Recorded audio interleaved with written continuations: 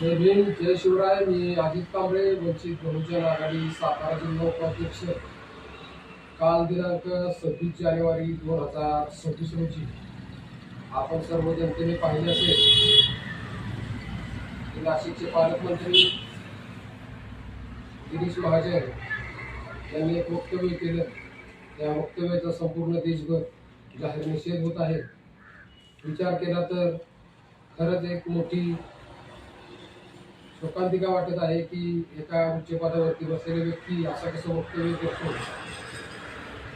या व्हिडिओच्या माध्यमातून आपला सर्वांना सांगू इच्छितो की काल दिनांक 26 जानेवारी 2026 रोजी संपूर्ण भारत देशामध्ये भारतीय प्रजासत्ताक दिन मोठ्या उत्साहामध्ये साजरी करण्यात आला।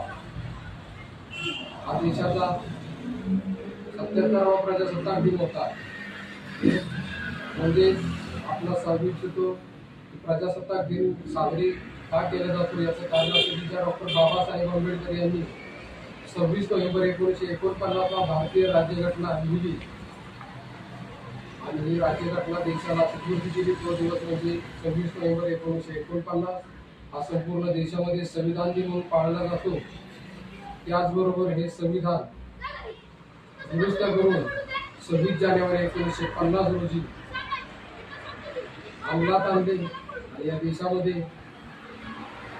एका संविधानाच्या माध्यमातून देशाचा कारभार सुरू झाला आणि तो दिवस म्हणजे 26 जानेवारी 1950। तर या कार्यक्रमाच्या दिवशी म्हणजे प्रजासत्ताक दिनाच्या दिवशी गिरीश महाजन यांनी ध्वजारोहण केल्याच्या नंतर या ठिकाणी उपस्थित भाषणामध्ये डॉक्टर बाबासाहेब आंबेडकरांचा उल्लेखच केला नाही। त्यामुळे त्या ठिकाणी उपस्थित असणारी वन विभागाची अधिकारी, संविधानवादी, लोकशाहीवादी, डॉक्टर बाबासाहेब आंबेडकर यांचे विचार मांडणारी वाघीण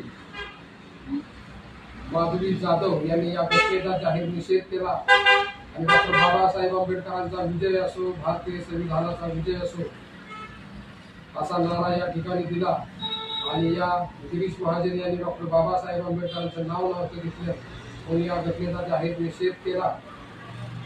तर या ताईसाठी मी प्रथमतः क्रांतिकारी जय भीम करतो आणि तुमच्या कार्याला सलाम करतो की कोणत्याही प्रकारची नोकरी आपली जाती जनजाती याचा विचार न करता आपण हे पाऊल उचलले। पूर्ण देशाला तुमच्याबद्दल कौतुक आहे। तुमचं सर्व देशामधील जनता पूर्ण देश